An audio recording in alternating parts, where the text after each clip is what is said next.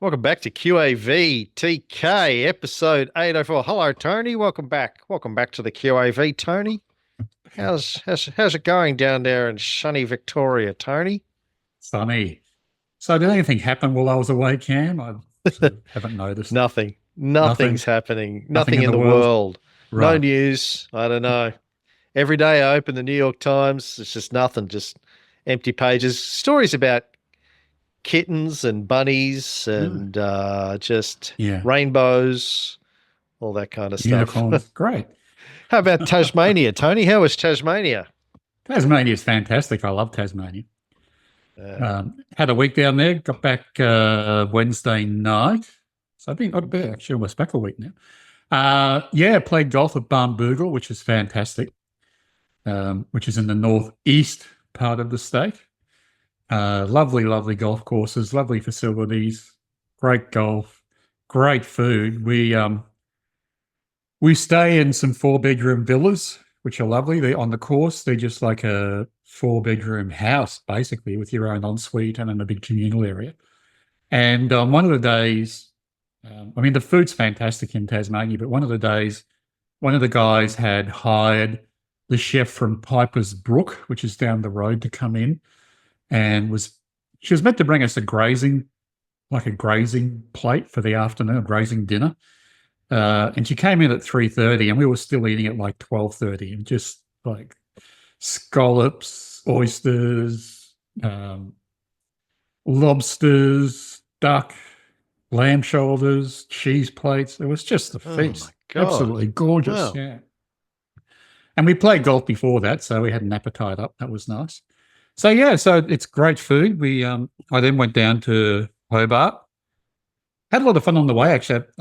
So the guys there's 8 of us in a minibus. It's about an hour and a half north of Launceston. So I went back with them to the airport. They were flying out back to Sydney, and I hired a car and drove to Hobart, which is 2 and a bit hours. Picked up Jenny and Alex from the airport, and then we went to an Airbnb.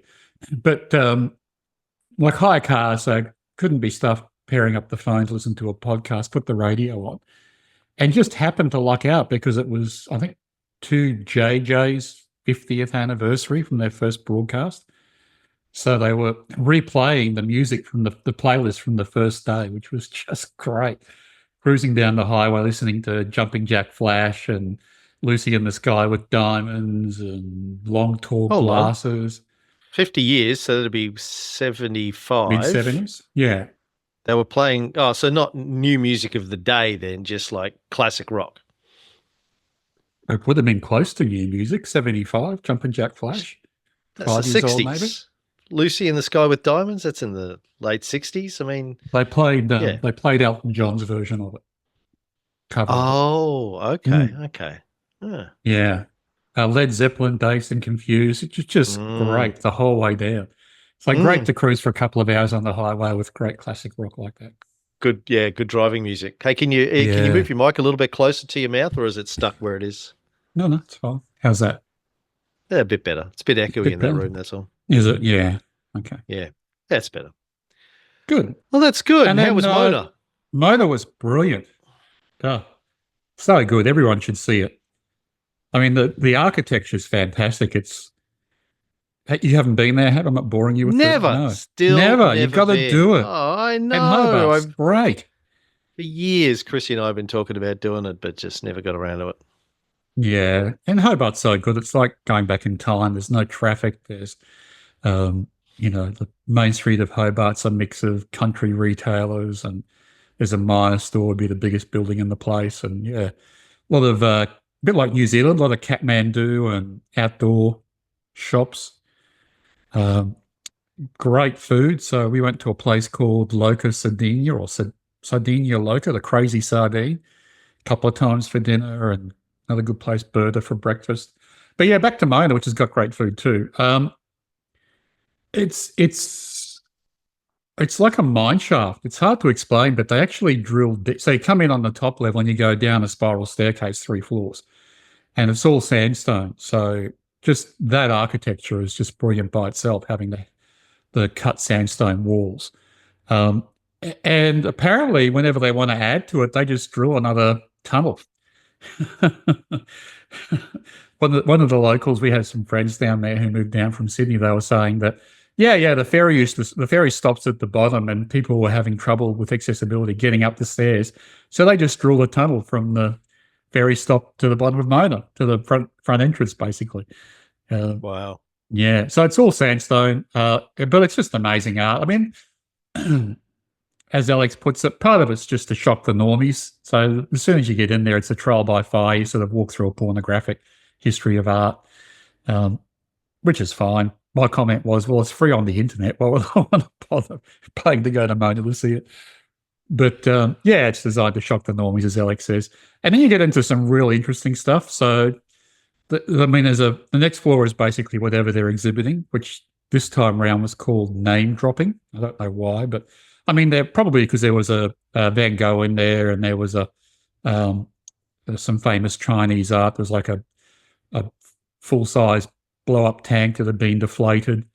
And there was Whiteley's and all the rest of it in there too. But just kind of hidden amongst all the other art, just like a little Van Gogh, which you'd probably overlook if you didn't know what you're looking at.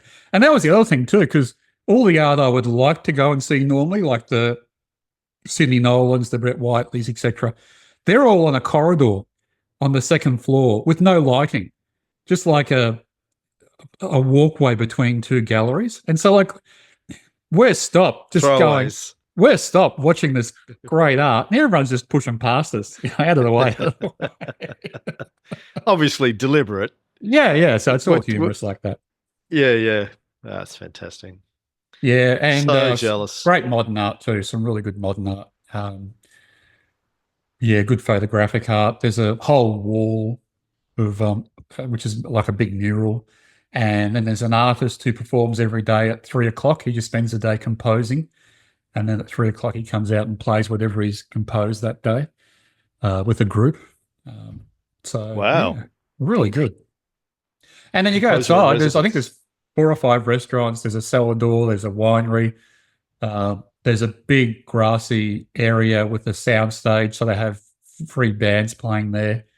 So, and if you're Tasmanian and you show your driver's license, you get in for nothing. So, our friends who moved down there would go along on a Sunday afternoon just to watch the music.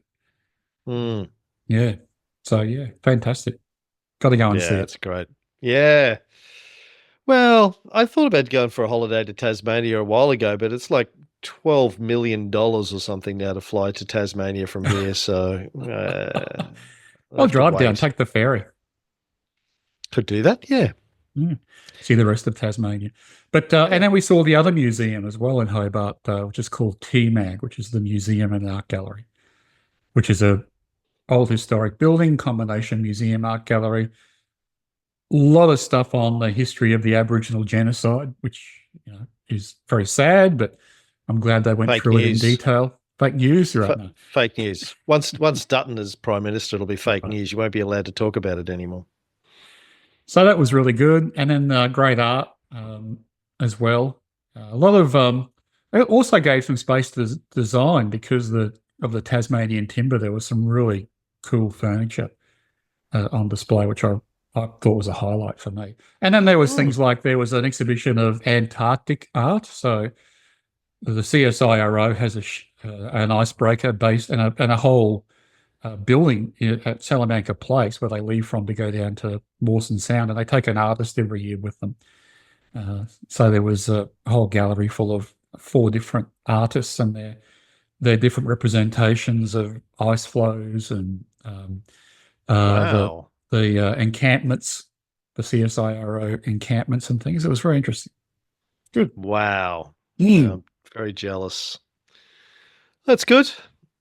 You're living the life, Tony. Yeah, that's great. Well, I cut my finger off. I'm not just giving you the finger. Although this is a good excuse to do that. While you were having fun, I was driving home from Kung Fu about lunchtime on Thursday, and I was like, I'm gonna make a cucumber salad with my brand new mandolin slicer that just arrived, and I had this cucumber, and I'm like, whoop, whoop, whoop, whoop, whoop, whoop, whoop. And it was so sharp, this thing, I didn't even know if it was cutting anything. So I sort of leaned down to look underneath it. And meanwhile, it became a cucumber and finger salad. Took a huge slice, about the size of a pinky nail and about 4 or 5 millimeters deep off the tip of my finger. Just blood started gushing everywhere. Being on aspirin, blood thinner, it just was, it looked like a Tarantino film. So cucumber and tomato salad after that. So I did what every respectable podcaster does. I wrapped it up, put some pressure on it to try and stop the blood loss. And I thought, well, I can't. There's no point going to the doctors now when it's pissing out blood. So I just recorded a podcast for an hour and holding a rag on my finger to try and stop the blood. Then I finally went to the doctor and he wrapped it up, and I've been back a couple of times. But yes, it's nasty. I have to wear this on it because I keep bumping it and it hurts. Yeah. Didn't stop me doing kung fu, I have to add. Since then, I've done like 4 hours of kung fu since I chopped the end off my finger. But funny, we were talking about that on Saturday. One of my nephews had a birthday, and we all got together for lunch in Melbourne. And one of my nieces is a very good cook and pastry chef, and she was saying that she wears a chainmail glove when she uses the mandolin for that same very reason.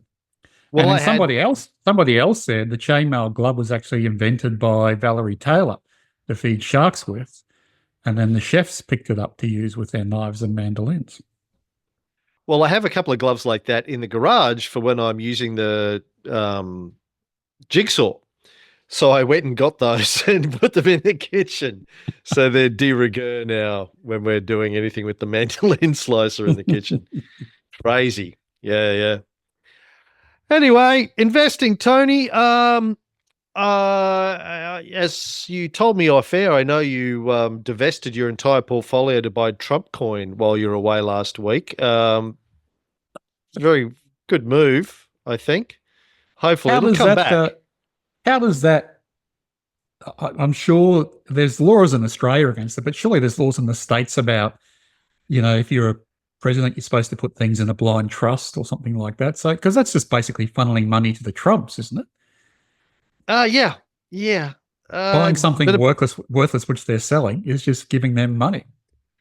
Yeah, apparently no laws, as I understand it, in the US for that sort of thing. It's like a tradition that you divest. Right. But Trump's like, yeah, you know what? I don't think I made enough money out of this the last time around. So the Trump coin and the Melania coin. Good investments, literally, yes or no? Go. 2 days before his inauguration or something, or 3 days before his inauguration. He just, and the fun thing about it is it's only his fans that are buying these things. So he's just raping and pillaging his own support base to add some more billions to his name so he can try and compete with Elon. I was going to ask that. How's it going compared to Dogecoin, and how does Elon feel about it? So yeah, that was fun. I read a good article today on Facebook. I forgot the chap's name, but he is the CEO of a company that, again, I forgot the company's name now, but it's called MV. So it's one of the neural link companies.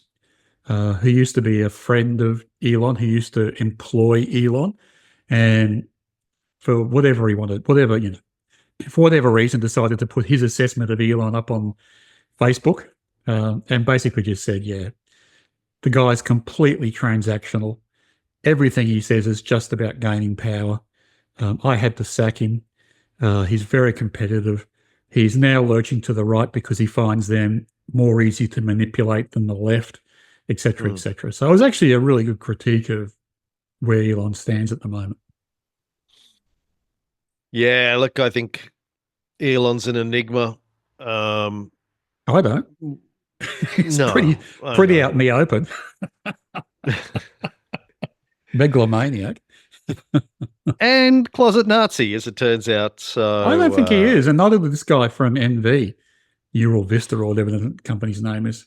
I'm struggling to remember his name, Tom Wilson, I think. Anyway, but he said, no, he's not a closet Nazi at all. He's just trying to take the right back from Steve Bannon. So he's signalling to them that he's one of them.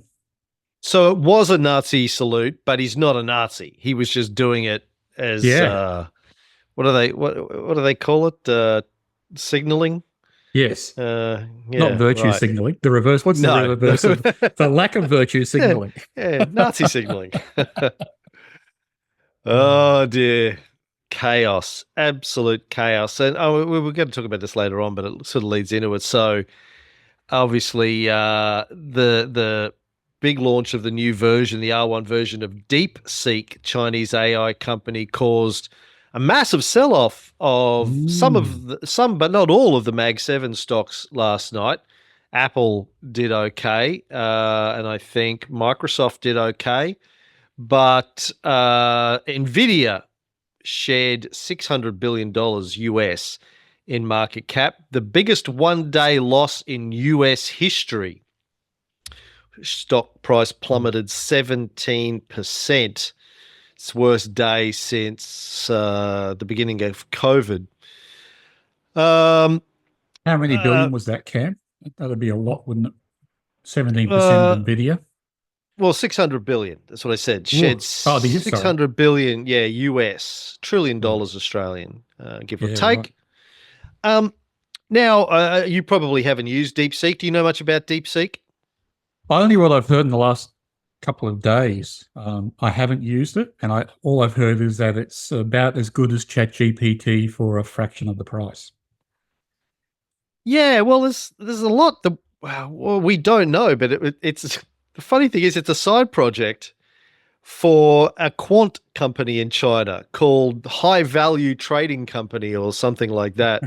Happy fun, high value trading company. Yeah. It's been around, and earlier versions have been around for the last year or so, and I've kind of paid a little bit of attention, and I used an earlier version of it.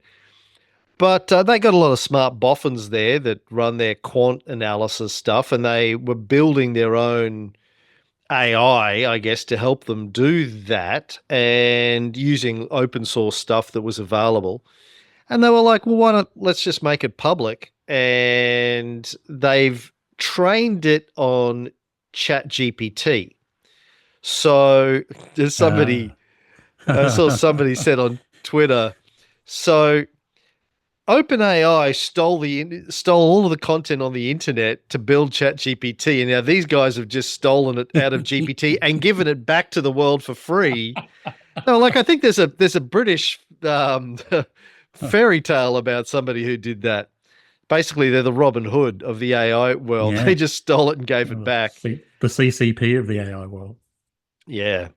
Well, they're a private company over there as much as, they operate in China. But yeah, and so the story supposedly is they built it on inferior chipsets to the latest and greatest Nvidia chipsets. This is like older generations that they could get their hands on. Now, people in the West, Elon doesn't believe that. Dario Modi from Anthropic doesn't believe that. He believes they're using smuggled H100s.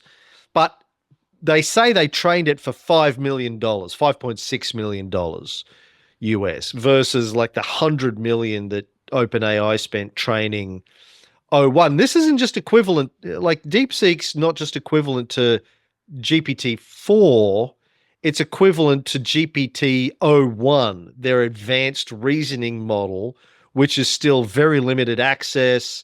You have to have a Plus subscriber account, and even then you only get a certain amount of queries every day on it. Theirs is free and is basically equivalent. And it's fascinating when you run it, as I have been doing a lot in the last couple of days.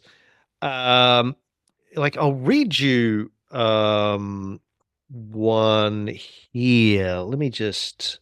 What happens if you ask it what's better, communism or capitalism?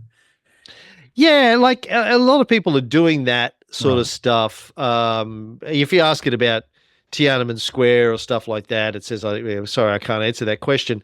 But as I said to Sammartino earlier, unless I'm talking about stuff that are politically sensitive in China, why do I give a shit?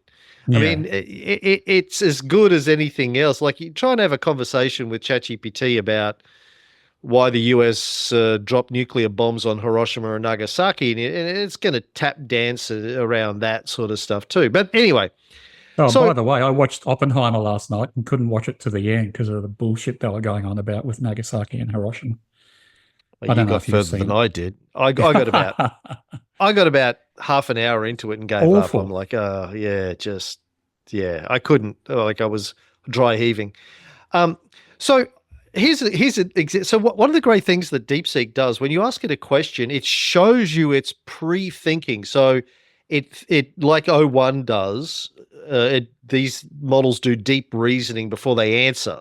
So they think deeply about your question and then they give you the answer. And in ChatGPT, you can open it up and see that happening, but it's kind of closed by default. DeepSeek, it's open by default. It shows you. So I asked it this morning, can you explain information bottleneck theory in simple terms? It thought for 22 seconds before it answered me, but here's its thinking. Okay, so I need to explain the information bottleneck theory in simple terms. Let me start by recalling what I know about it. I remember it's something related to information theory, probably involving data compression and relevance. The term bottleneck makes me think of a narrowing or constriction, so maybe it's about compressing information while keeping the important parts. I think the theory was introduced by Naftali Tishby and others. It might be used in machine learning, especially in deep learning, to understand how neural networks learn. The basic idea, as I understand it, is that when you process information, you want to keep the parts that are relevant for a task and discard the irrelevant details. So it's a trade-off between compression and preservation of relevant information. Then it goes like, let me break it down. Suppose you have some input data. So it's explaining to itself what it Right. thinks this is. Then it says, I need to make sure I'm not mixing this up with other compression methods. The key here is the balance between compression and relevance. Goes on. Then it says, wait, mutual information measures how much knowing one variable reduces uncertainty with another. So if I maximize L is T colon Y, that means it goes blah, blah, blah. Then it says I should also think about an example. Imagine you have a data set of images with labels. The raw pixels, X, contain a lot of information. Then it says, but I need to be careful not to oversimplify. The theory is more formal using information theoretic measures. So putting it all together, blah, blah, blah. Wait, I should check if there's a standard analogy for this. Maybe like Mhm. squishing a big sponge data through a narrow tube bottleneck, and only the water, relevant info that's needed, comes out the other side. Then it goes on, I need to make sure the explanation is simple, avoids jargon, and uses relatable examples. Maybe start with the problem of having too much data and needing blah, blah, blah. I think then its final paragraph to itself, this is not its answer to me, is I think that's a solid start. Now, structure it into a clear, concise explanation without technical terms, using everyday examples and avoiding math. Make sure to connect the components: source data, compressed representation, target variable, the bottleneck compression, and the balance between the two. Then it gave me its answer. Like it's this long, detailed, very humanistic Has conversation it it's having with itself. has it learnt to do that, or was it programmed to do that? It's learnt. You don't program Mm. large language models. You build neural networks and then Gotcha. train them and using back training as well. But you basically it gives you answers and you score the answers. This is a good answer, this is a bad answer, and then it keeps going through that process. It's how you basically train an LLM until it's just giving you really good answers every time. It works out itself how to come up with good answers by Mm. you just scoring the answers, and then it develops neural network weightings based on that. So but just every time I ask it a question, just watching it thinking to itself is just blowing my mind. It's crazy. Anyway, it's free. It's equivalent Right. of the best, pretty much the best model that Yeah. OpenAI has made available. And their API, you pay for the API, but it's 1/60th the cost, or yeah, maybe 1/30th the cost. Yeah, of OpenAI's API. So it's like they're making it cheap, and that's what has blown up The idea that China can do just as good, but with far less money for a whole bunch of reasons, cheaper labor, et cetera, et cetera, et Oh, cetera. and AI is just like any other industry. This is what's been happening in China for the last 30 years, right? Yeah. Handbags, wine, Uh-huh. cars, air Uh-huh. conditioners, fridges, whatever. They'll just reverse engineer what's out there and make it cheaper. Sam Altman came out and said, it's one thing to do all the original research. It's another thing just to copy somebody else's work. But yeah, I mean, Yeah, that's, they are two different things, but they're both valid. yeah, right. You, And you both so, pass. You both pass the exam, whether you studied or whether you copy. and this is what I've been saying for the last couple of years on Futuristic about AI, when people say, oh, it's going to all end up in the hands of billionaires. I keep saying, well, no, it won't, because this stuff, once it's out there, it's out there. And anyone will be able to take the theory behind building these things and build them and put them out there. This is open source. DeepSeek is open source too. So anyone can download it, train it, however you want, train it to talk about Tiananmen Square if you want, if that's important to you, and run it. And they have a light model that runs on mobile phones, et cetera, et cetera. So it's just the beginning of the massive proliferation of these things. And Well, yeah, but it's also, I mean, I wonder about the secondary effects. It's also what will happen.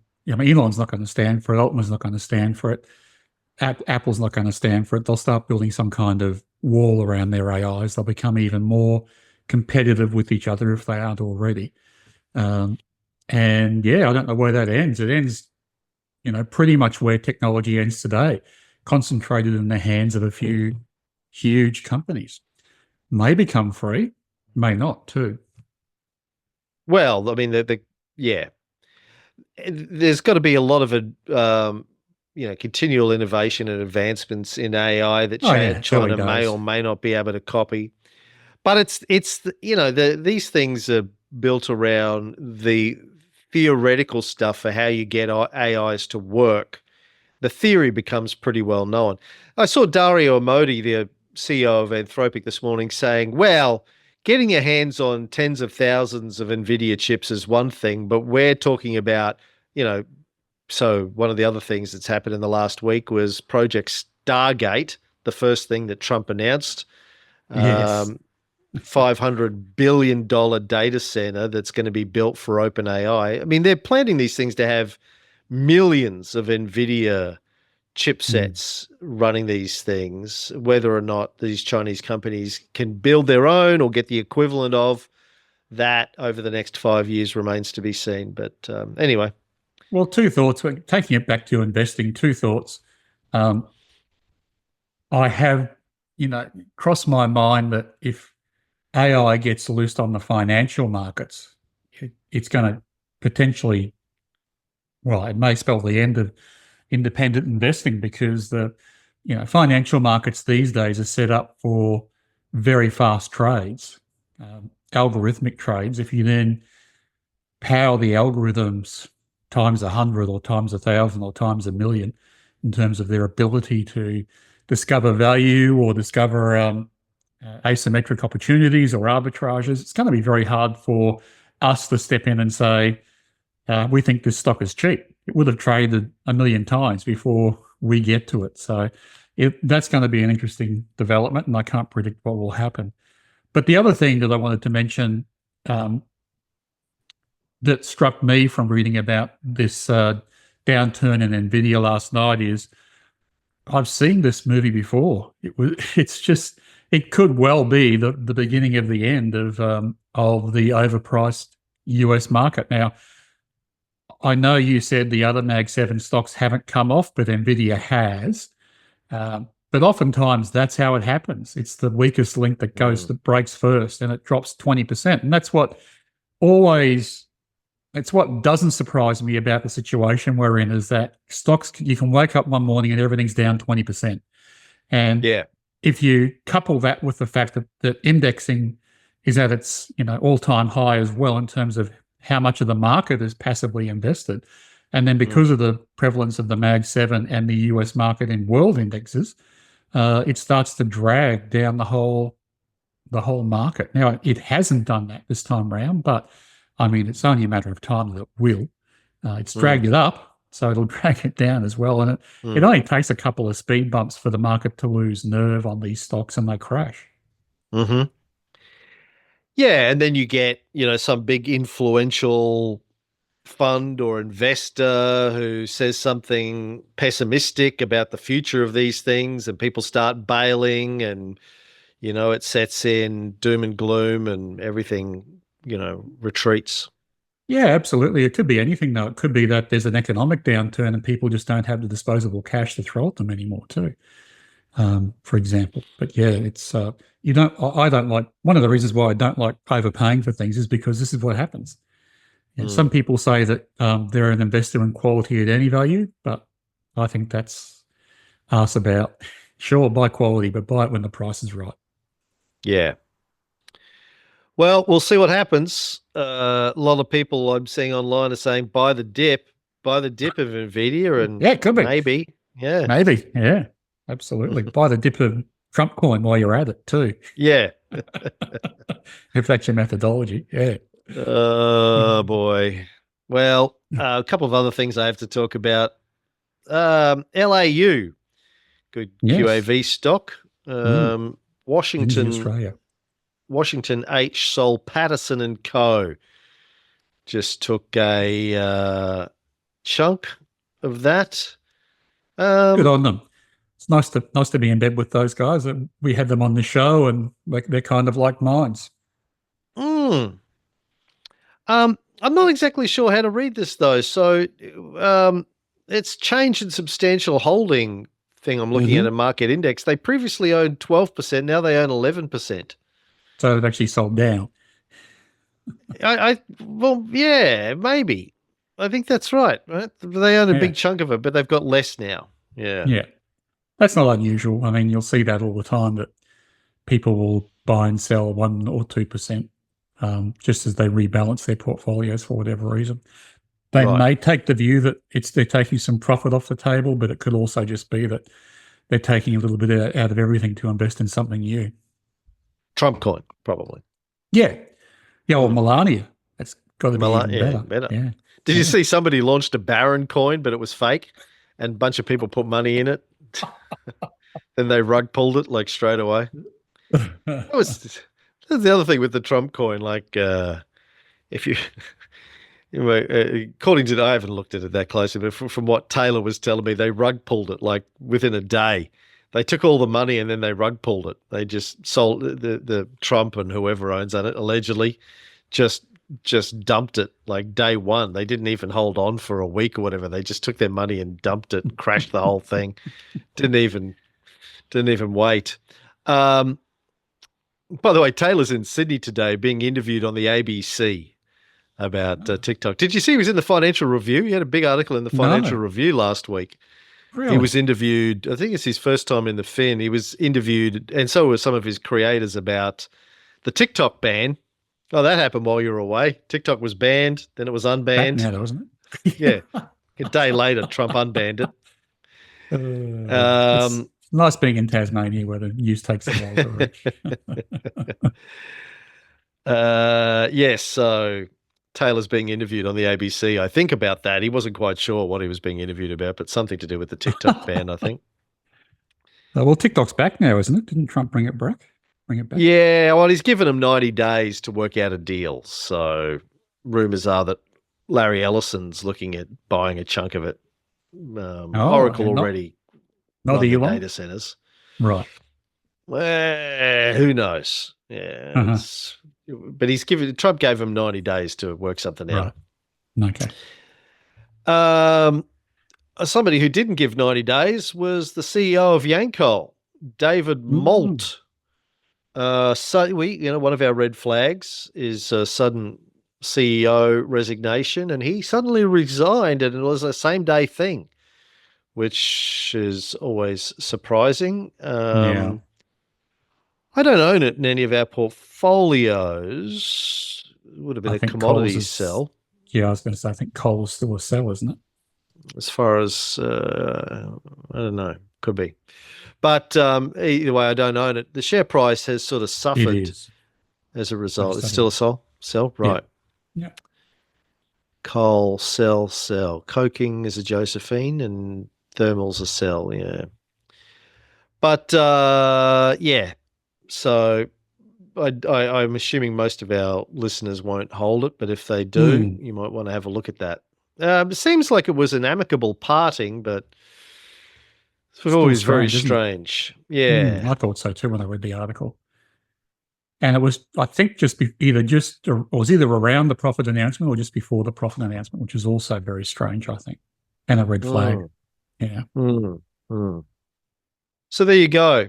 Well, that's all my news stories for today. Tony, you got anything else? That's all. So not much happened while I was away. Well, David Lynch died, but we can talk about that in after hours. Yeah, that was a shame, but it has flooded my socials with lots of Lynch posts about movies, which has been good. But it's a shame that the reason is that he passed away. Yeah, well, I've just got a pulled pork to do now. Who are you doing today, Tony? I've got ACL, Australian Clinical Labs. Whoa. So they're at the very bottom of our buy list, so I'll highlight that at the start. But they have been on the buy list on and off since COVID. They shot to fame during COVID, even though the company goes back a long way. It was listed in 2021 by a private equity firm called Crescent Capital. They kept the shareholding in it until about last year. It listed at $4, and I think Crescent Capital sold out at about $3.20. And the share price today is still below its listing. The share price I used for analysis was $3.55. So it was basically floated on the back of the fact that it was doing heaps of COVID tests because it's a pathology company. Right. The revenue was up even though it wasn't making money because doctors' surgeries were closed during COVID, and so they weren't getting the normal business. And they highlight the fact that they're still not back to pre-COVID numbers in the pathology business outside of COVID because there's still income being made by this company around COVID tests and things, which surprised me because it's now 2025. But anyway, what else can I say about it? ADT is $2 million, so it's good for portfolios of a decent size, say up to sort of $6 million or so. And that's one of the reasons why I'm picking it. I'm going to quickly read through what it does. This comes from Stock Doctor and their Précis. ACL is a leading Australian pathology services provider formed through the consolidation of several entities, including Healthscope's Australian pathology business in 2015 and St John of God Healthcare's pathology division in 2016. The company offers a comprehensive range of diagnostic services such as chemical pathology, hematology, and molecular testing, serving both private and public hospitals nationwide. It's under the leadership of CEO Melinda McGrath since 2015. ACL has expanded its operations and technological capabilities.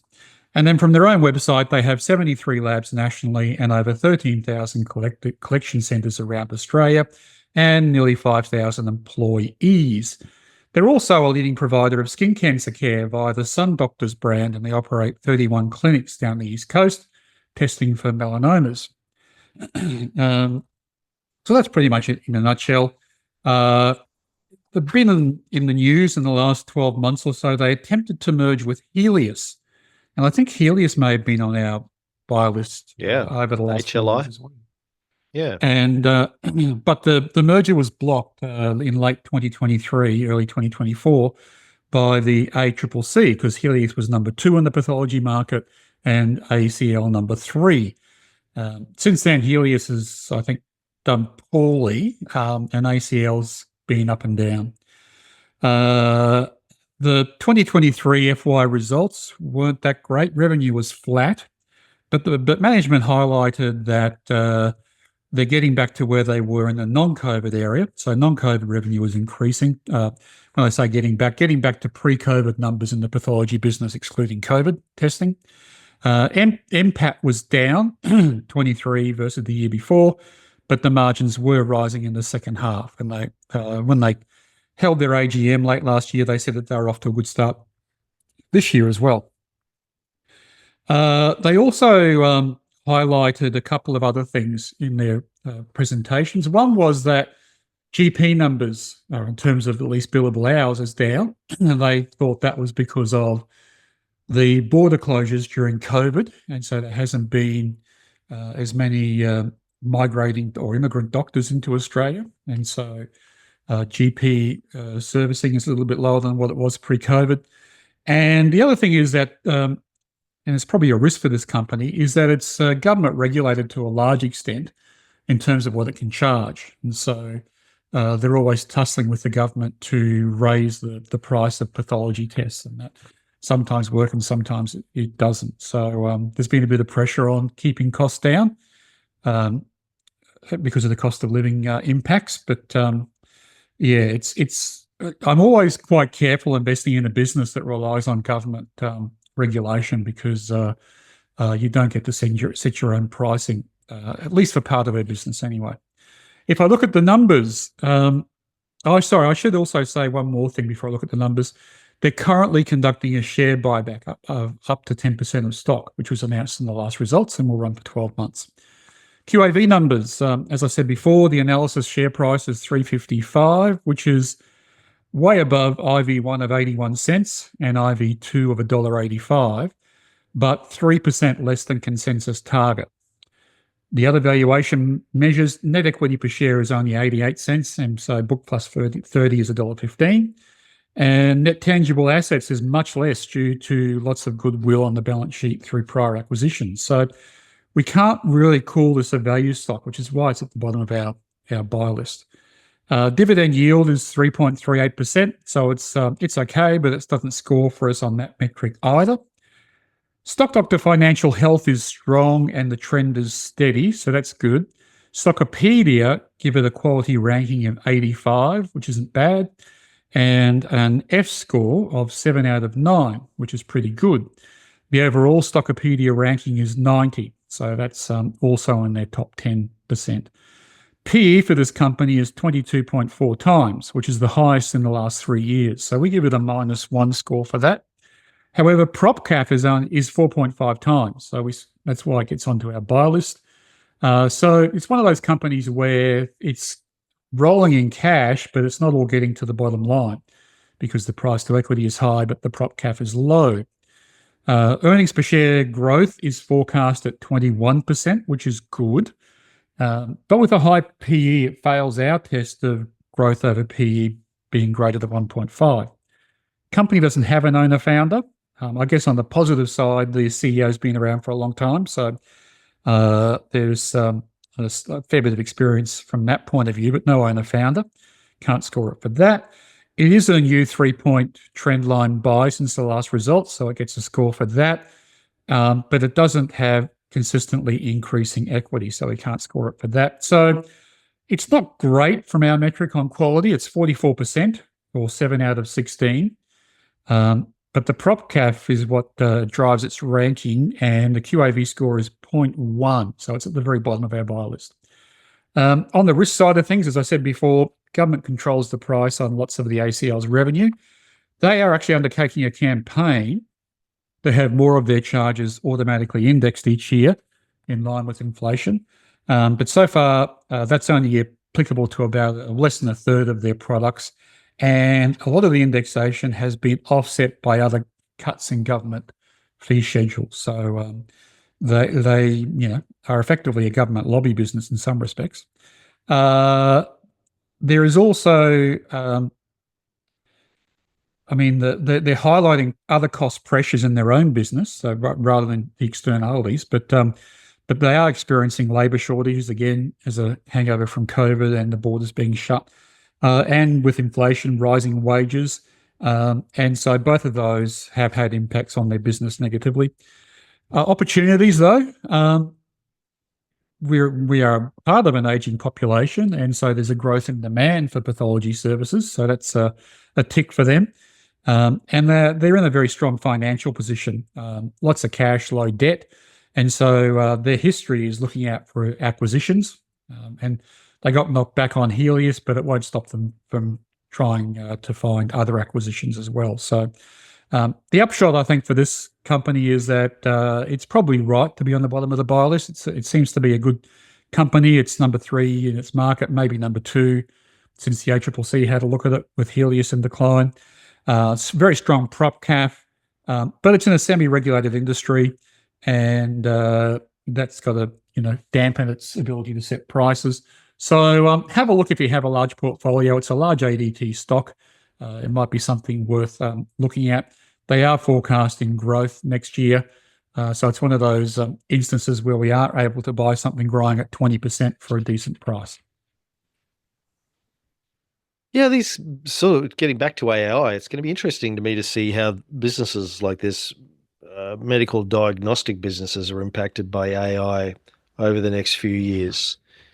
And whether or not they start investing largely in AI systems to speed up their research or to add new layers to it. Yeah, you got to think you got to think they will. It's a productivity opportunity for them, I would have thought. 5,000 employees, you'd have to think there's some labour saving that'll be done. And as you're well aware, AI has been useful in even producing better results, not just faster results for diagnostics in the medical area, testing for cancers, etc. So it's got to be an opportunity for them. Yeah. Yeah. I mean, an AI system, if it's trained around this sort of stuff, can, in theory, just look at the fine detail of millions of markers and, very quickly return alarm bells if there's something that needs to be highlighted. Well, thank you, Tony. Talking about signals, I had a couple of questions for you. One came up in my mind in the last couple of weeks. I'm not sure if we've ever talked about this before, but whether or not we should have a point in the scoring for when an underlying commodity has recently become a buy. We score a stock if it's got a new 3-point upturn, but what if its underlying commodity has a new 3-point upturn? Yeah, look, it's not a bad idea. I just have to go back and have a look over the life of, our data, whether it's more likely, like, are we getting better than 6 out of 10 in those cases where it comes back? So it's basically new on the commodity list, because it's a go, no go for us. If it's not a buy on the commodity list, we just don't touch it. We sell it. So that's straight away a gate for us. But you're saying if it's a new buy on the commodity list, whether it gets a boost, and potentially so, yeah. So I'd have to have a look at the data and see if it supports that. I was wondering if you had looked at it in the past. So I haven't. No, it's a good idea though. And likewise too, I think I've been reading your posts on your AI generated analysis of alerts, and there's a number of buybacks going on. ACL being one of them. I saw in one of your blog posts that ANZ have announced the buyback, and I think GEM is also under buyback. But again, I'll have to do some data analysis, but I think that's a candidate for adding to the buy list as well for an extra point, at least. Yeah. I've had a bit of a problem in my news script for the last week that I was working on just before we went on air, so I haven't put one out for a week, but the last iteration of it I did, I'm actually improving the relevancy score for buybacks, so it pushes them further up the list of relevancy. Yeah, because they're hard to, we don't get a data download for them, so they're hard to find. Yeah. The only other question I had for you, I was thinking about this week, is whether or not I should just nix the Stockopedia Australian portfolio, just because it's one more thing that I don't want to have to pay attention to. And the point of it in the first place was to see how it performed vis-a-vis the Stock Doctor portfolio. I've been running it for nearly 18 months. It seems to perform just as well as the Stock Doctor Australian portfolio. So I'm not sure there's really much point continuing it beyond that. No, I think you're wise to do that. You certainly do enough work on all the other portfolios, so I don't, not now. I mean, we set it up, or you set it up, so that you could compare it to the Stock Doctor portfolio and make sure that we're not missing something, because the metrics that you download in Stockopedia don't exactly one-to-one match with Stock Doctor. But I mean, there's enough of an overlap that they both perform well. Yeah. And I'll keep the US Stockopedia portfolio running, obviously, but I think I might just collapse the Australian one. I think it's served its purpose. All right. Well, that's all I have for today, TK. Unless you have something else, we can talk about David Lynch. No, that's all I've got too. Oh, so sad. It was very sad when I heard Lynch died. He's one of those guys that's been in my pantheon of gods for my entire adult life. I probably discovered him when I was, 19 or 20, and just always loved everything that he's done. Like, it's just, he never misses for me. He's like a Tarantino. It's just, everything is great. Yeah, I can't say the same. I mean, I think most of it's great, and certainly greater than great. But I struggled with Inland Empire and a little bit with Lost Horizons, but that's fine. He's, Lost Highway, you mean? Lost Highway, sorry. He's out there. That's fine. Yeah, I loved both of those, and in fact, I've just queued them up to watch. I watched Lost Highway in the last 6 months, probably, and I've just queued up. I haven't seen Inland Empire since it first came out, though, so I've queued that up to watch again. I just watched Mulholland Drive again over the weekend. Probably my 5th or 6th time watching that. And I was telling Hunter on the weekend that every time I watch it, when I get to the end, I'm like, oh, now I understand it. You try and work it, yeah. And it's a different understanding each time, I guess. And I know that there is no understanding. No. Like, there's nothing to be understood. But every time I watch it, I have that, oh, now I get it kind of feeling. And I'm sure, it's all in my head. But that's why it's brilliant, right? It's a sumptuous picture. You spend the whole movie going, what is going on? And then he sort of ties something up at the end and gives you some hints, and you're like, oh, right, so she's her, and that's also her, and that was her, and that the dead body, babe, yeah. But that's what's so great about it too. It's like we're conditioned to expect a mystery to play out and be solved by someone, but it's more lifelike if it just is a mishmash of ideas and realities and perceptions. Yeah. And I think it was either Kyle MacLachlan or Laura Dern's obit on him in the last week. I think it was MacLachlan. He said David realized that questions are more important than answers. Right. So his stuff just made you ask questions, and yeah, I love it. It's great. Yeah, no, I agree. And I've been hearing so much in my head with his voice in the last week as well. If you can believe it, it's a beautiful day. And it was sad, but I love the irony that he died in the middle of the LA fires, when fire was such a huge motif. I mean, LA was a huge motif in his work. Fires were a huge motif in his work. Twin Peaks Fire, Walk With Me. There was always fire imagery and that kind of stuff. To die in the middle of his town being on fire was sort of, appropriate. But also, I mean, it's been great to go back over old posts and writings of his too, to talk about his process of, he will just write down whatever idea he has at the time, and eventually he'll go back and he'll try and piece them together. And when he has enough, it's a movie or a story or a painting or a piece of furniture. That's his process. Doesn't have to make sense. And I love the fact that he was always creating, and always, after the sort of travesty of the De Laurentiis Dune, had his creative freedom, did what he wanted to do, never really buckled or wavered to Hollywood.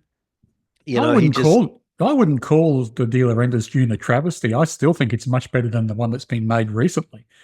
He thought it was a travesty. He did. He didn't like working within the Hollywood system, but it's a superior movie. They took away 90 minutes of the film, or no, 45 minutes they cut out of the film. He lost control of the edit, like Orson did in The Magnificent Ambersons, and they cut it up, they reshot some stuff, and so the final product wasn't what he was trying to make, which is why he was angry and saddened by that. I still love it too, though. I'm with you. I think it's very engaging to watch. It's batshit, but it's fun. Yeah. As opposed to the very straightforward. I actually watched Dune Part 2 again last night, the very straightforward, epic sort of style of storytelling, which misses all of the internal monologue that I thought, that Lynch brought to the screen in his version of Dune. And I'm rewatching Dune Part 2, which I didn't like the first time. I liked it a bit better this time because it is sumptuous and a great epic. But for me, the key part of the book was about Paul Atreides coming to grips with being able to see the future. I mean, how do you live in a body which every day when you wake up, you go, oh, yeah, that's happening today. Oh, yeah, I do this, this, and this. And then you actually have to do it. It's like, at once boring and at once it could suck all the ambition out of you because you know what's going to happen. It's like knowing when you're going to die, the moment of your death and where it is. It's like it takes away all the thrills of things. But that never came out in Dune Part 2, but I think it came out a lot more in Lynch's version of Dune. And the Denis Villeneuve version, they sort of rushed the ending of it as well, and it just all seemed to collapse in on itself. But the other thing I thought about Lynch, and I feel the same about Bowie and Lou and Leonard Cohen, is his final real piece of work, cinematic work, was Twin Peaks: The Return, which was completely Lynch to 100 in every way. It was like an absolute masterpiece. For that to be his ultimate creation, the last thing he got to do, and it was just, in my opinion, perfectly done. The most Lynchian thing he could have done, to go out like that, as Bowie did. Like, I think Bowie's last album, Black Star, was perfect. Lou Reed's last album was his duet with Metallica that was so brutal, everyone hated it, and most people still hate it, and I just loved it. Like, he was in his mid-70s, and he just made the most hated album. Like, there's nothing more punk than you can do in your mid-70s to make an album that is so brutal that everyone hates it, and then you die. You're like, yeah, like that was like that. Absolutely the way Lou would have wanted to go out, I'm quite sure. Leonard Cohen's last album was just mystical and lush and poetic and beautiful. Like, these guys managed to end their artistic careers on an absolute high note of integrity and artistic purity, which I really admire. They didn't. This is why Tarantino says he only wants to make 10 films, because he doesn't want to get old and weak, and everyone go, well, don't think about those years. And that must be where Lynch was. I struggle to think more than about 10 films that he would have made. So similar sort of verve. But what I liked about the Twin Peaks reunion, I really thought Cole McLaughlin should have won an Emmy for Best Actor, because he played three totally different parts in such a great way. His acting was just sensational. Fantastic. Great script. And I love the way Lynch goes back to the same actors. He's just had his coterie of his entourage of people he collaborates with. Yeah. And they all came together in that last one as well. Laura Dern was fantastic. Kyle was fantastic. Yeah. I read her obit in the last week. She was saying she was 17 when she auditioned for Blue Velvet. Right. Boy, amazing. And then she went and did Wild at Heart a few years later with Nick Cage. Yep. And they said Nicolas Cage.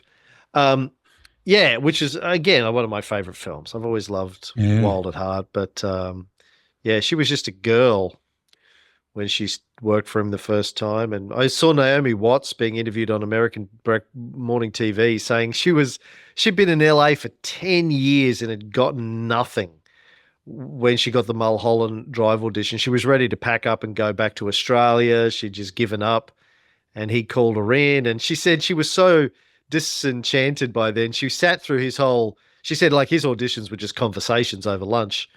She was like, yeah, we'll just get to the point where you tell me I'm not right for this project. I'm too old. I'm not pretty enough. I'm whatever. And just, let me go. And she said like he just obviously made her career. Did you see? She was great. One of the clips that came up on my feed was her, Naomi Watts. I think it may have been on something like the Graham Norton show, one of the Tonight shows in America, impersonating Lynch. She rang him up and said, "I've just been offered this role in King Kong. I'm not sure whether I should take it."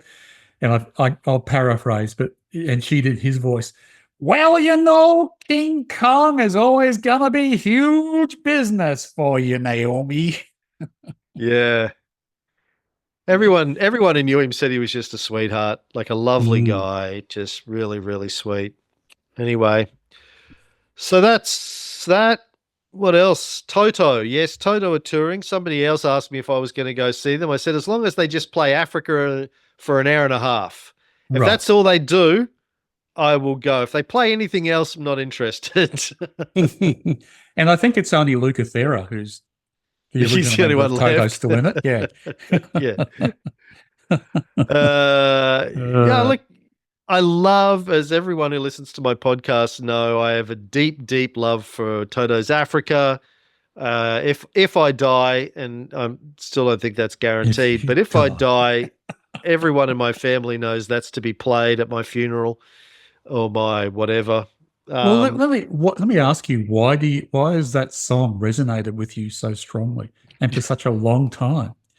Because it's the perfect song. It's the least sort of song I would associate with you or your personality or your body of work. It's just the perfectly created song. It's everything about it. It's just a masterpiece. Yeah. And yet I think I forgot about it as soon as I heard it. And to me, it's music. I've loved it since 1982. But why? I don't know. It's just there's something about the riff. There's something about the chord change into the chorus. There's something about just the harmonies in the chorus. There's just every element of it. Just this and the nonsense evocativeness of the lyrics about Kilimanjaro and dogs and this girl who's coming and some old man, and it's just like it's just the mishmash of perfect elements that I fell in love with when I was 12, and I will love it to the day I die. No, I get it if you fall in love with it when you're 12. Yeah. It's like Monkey, man, or Doctor Who. Right. It was one of those things as a kid, or Dune for that matter. Like one of those things that had a huge impact on me for whatever reason. Yeah, like most of my teenage years was listening to Alice Cooper and Black Sabbath and Ozzy Osbourne and Van Halen, which I still all love. But yeah, Toto just got in there, man. And Joe Jackson. Is she really going out with him? And a lot of that stuff from those sort of middle of the road. Leo Sayer. I still love Leo Sayer because it was the first record I bought when I was 11 or 12. I think it was one of my early ones too. I was driving down the road feeling hungry and cold. Well, that's earlier than me. It was More Than I Can Say was the first album I bought. Okay. And then I got to interview him on the podcast years ago, which was a highlight. Yeah, I heard that. Lovely to talk to Leo. Yeah, I don't know. There's things that connect with you when you're that age, I know. I get that. They go deep in the system, Yeah, no, I get that. But usually I can, for example, with June or anything like that, I can point to it and say, here's why I liked it. Here's why it was good. Here's why it stood the test of time. Here's why it was important. If I go back and think about the earworms that I used to listen to on the radio, and, were on my first mixtapes and things like that, it's like they're just completely forgettable. Because commercial radio was completely forgettable from the late 60s, early 70s. I still get goosebumps whenever Africa comes on and I break into the chorus. And the other one for me is Meatloaf's Bat Out of Hell. Has And I'm down at the bottom of the pit in the blazing sun, torn and twisted at the foot of a burning bike. And I think somebody somewhere must be tolling the bell. And the last thing I see is my heart still beating. I mean, that gets me every time. It gets me right down in the gonads, man. Wow. I don't know. I was never a Meatloaf fan either. I always found it too musical theatre for me, but I get it. Like, I like the person Meatloaf. I think like, I respect it, understand why it was successful. Just not my cup of tea. That's fine. There's plenty of other things out there to like. You were punky. You were more punky back then. Yeah. And you were into the heavy stuff as well, but that's why I think it's so strange that you also love the light I love it all, man. Yeah, yin and yang. I go to West Side Story. I love that. Like, okay. I wouldn't. I'd rather pull my teeth out. Well, I grew up doing musical theatre, right? So I was the lead actor in all the school musicals in my teens, and I played viola, musical theatre. I love it all. Love it all, Tony. It's all great. Yeah, good. Did you get into Shostakovich yet? No, I have not. Man, I told you, I turned the radio on and Jumpin' Jack Flash was playing. Yeah, that's more my style. Yeah, I haven't gotten into it. I'm so deep up Shostakovich's butthole right now, man. It's like I moved on from the Fifth Symphony to the Lukatherra's up there somewhere. I'm into the string quartet number 8 and number 3 and the 8th Symphony, and it just keeps going. It's one of the things about Shostakovich is one of his works leads you to the next one because they're connected sort of in ways. They reference each other, and it's great stuff, man. Great stuff. Yeah. Anywho. Very good. And last thing I should say, well, 2 more things to say. It was my anniversary on Friday, and Jenny's too, obviously. Happy anniversary. Thank you. 27 years. 27. 27. It's a lot to reflect on. Yeah. We went out for a nice dinner. There's a restaurant down here at the RACV resort nearby called The Cape, and we had a nice degustation dinner, which was lovely. So that was quite memorable. But yeah, nice night. Do you have any traditions, like anniversary traditions? Yeah, we usually forget. It's probably our usual tradition. And then we hear like Australia Day is coming up. Oh, that's right. What's it about Australia? Oh, yeah, it's our anniversary. That's usually how it goes after 20 years. And what was it? You didn't meet at a Bowie concert, but was it your first date at the Bowie concert? No, it was the first time we sat next to each other and actually had a chat. Oh, right. It was at the Glass Spider tour at Kooyong Kenneth Court. Yeah. Right. We went out with a big group of people, a dozen of us, and we just happened to sit next to each other and got chatting. Yeah. About? Do you remember what it was about? I remember the upshot was she was telling me she just bought a beach shack down at Locksport, which is about 3 hours outside of Melbourne. And at the end of the conversation, she invited me down for a weekend. So that's how it all kicked off. Wow, that's fast. Yeah, smooth, hey. Wow. I can thank David Bowie for that. Yeah, so 2 things out of that. Number 1, she hit on you, which was what Chrissy did. I went to an all-boys school. Like, I never made the first move. I didn't. Well, Chrissy made the first move on me too. I knew, but I wasn't gonna. Like, there was such an age gap when we met, and still, funnily enough, there is now. I was not gonna hit on a woman that was, she was only 9 years younger, and I didn't know. I thought she was like 20 when I met her. Like, she was 28, but I thought she was like 21, 22. There was no way I was gonna make a move on her. Like, I was 30, whatever, 38, 39. The second thing is, you said Meatloaf was too theatrical for you, and you were at David Bowie Glass Spider. Musical theatre. Theatrical. Glass Spider, that was like the biggest theatrical rock show ever done up until that point in time, I think. Yeah, it would have been. Yeah, it was huge. big stage presence. But Bowie's still Bowie underneath it, right? Like he still does a bit of Ziggy, a bit of Lodger and all that kind of stuff. And Peter Frampton was there. That was the other highlight. He came out and did a solo. What was his song? Talking about earworms when I was 12, where he blows into the pipe that distorts the guitar. I'll show you the way or something. Yeah. Yeah. I want Yeah, you. His one big hit. Show me the way. Yeah. And then he played Bowie's band. So, yeah, but it wasn't West Side Story, right? It was Bowie's hits, just underneath a big glass spider.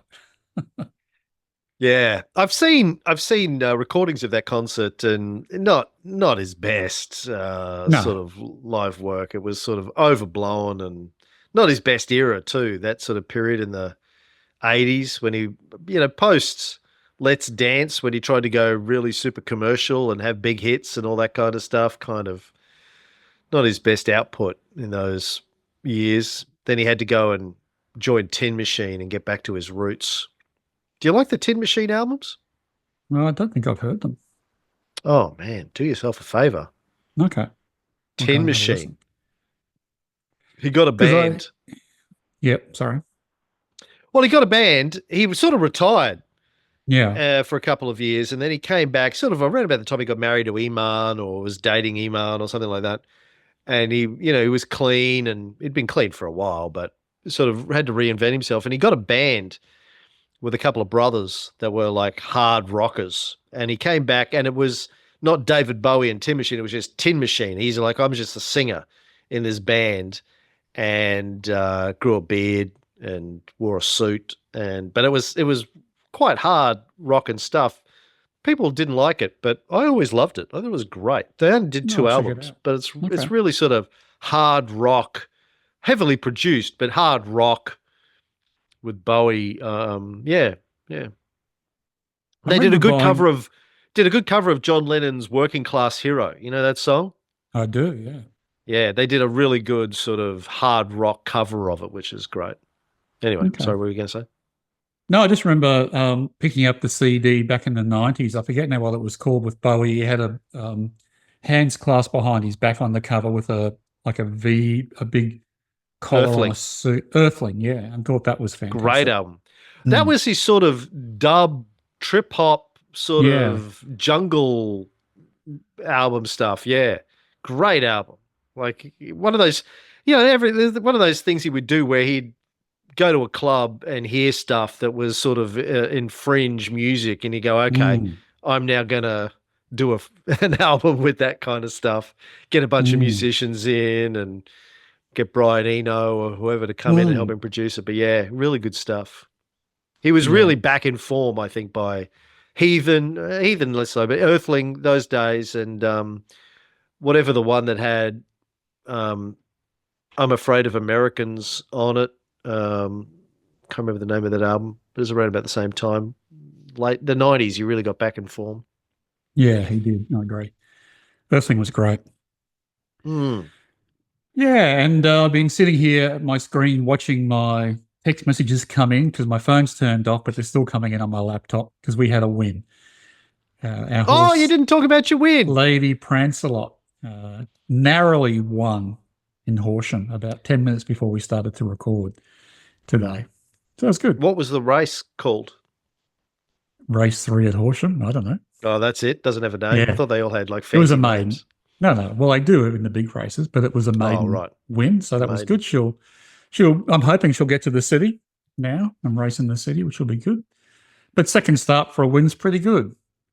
Yeah, Rebred congratulations. her, which is good. Yeah. So no dog food for Lady Prancelot this week. Well, they don't eat dog food.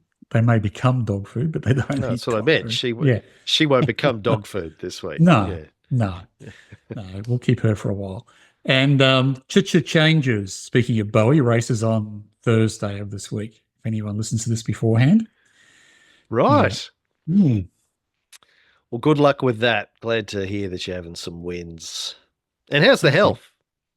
Oh, good. Really good. Yeah. Yeah. Oh, that's good. No problemo. All right. Although I joined up, I'll tell you a funny story. I joined up the local Rosebud gym, the council gym, And I've been going to it on and off when I've been coming to Cape Shan because it's just been renovated. It's huge now. It's all glitzy, big indoor pools and stuff, and a good gym. And didn't want to join up because I was back and forwards from Sydney and whatnot, and only down here for a week at a time. So it was about $22 for a casual visit, which is fine. And then I decided to join. Now we've moved down here, at least for the year. And I went online and they have an over 60s membership. So it's costing me $12 a week now to go to the gym down here, which is just great. I figure I pay enough local rates and things to subsidise it, so I can lean on that one. Oh, wow. The over 60s. Yeah. When do you end up in the swimming pool doing the sort of swimming pool Tai Chi stuff? Is that part of that subscription? With a floaty? Yeah. Around my waist, yeah. Yeah. And a noodle, yeah. Yeah, we'll do a broadcast from the wading pool. Meanwhile, I'm doing kung fu with a broken knuckle, sliced off fingertip. What else is wrong with me this week? Nothing. Oh, that's so good. No bike injuries? Nothing? No, but I went on a big bike ride on Monday morning and Fox tried to talk me out of it because of my finger. And I'm like, yeah. And I got halfway. Fox so about tried to talk you out of it. Yeah, he's like, that's a really... He's going through this stage where every time one of us leaves the house, he's like really concerned we're going to die. Right. So he asks us to be careful and all this kind of stuff. Oh, that's nice. And then he was asleep though when I went for the bike ride. It was the night before he asked me not to do it. I'm like, yeah, it'll be fine. I got up at 5:30. I was on the bike by 6. About an hour later, I'm at my halfway point. I stopped and went to take my helmet off and I didn't have a helmet on. I was like, oh shit, I forgot to put my helmet on. So I was uber conscious of not really having a stack. You taker, aren't you? Mandolin without a glove, bike without a helmet. Yeah. Chrissy's saying I'm accident prone now. It'll be the next thing if something happens. But yeah. Very good. All right, TK. Okay. Have a good week. You too.